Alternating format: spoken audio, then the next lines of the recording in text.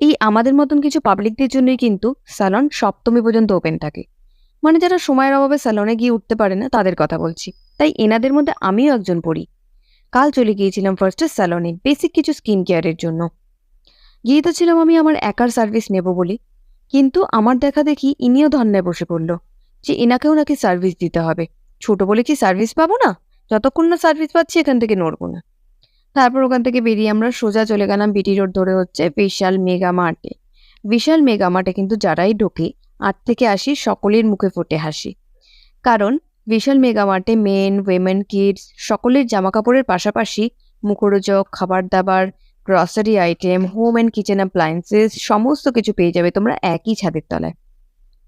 যে যার ধান্দায়, ইনাকে দেখো, সমস্ত খেলনা নামিয়ে বসেছে। গিয়ে তো ছিলাম জামা কাপড় কিনবো বলে, কিন্তু ঝুড়ি ভর্তি খেলনা নিয়ে আমাদের ফিরতে হয়েছে। তো চলো দেখা হচ্ছে পরের ভিডিওতে, বাই।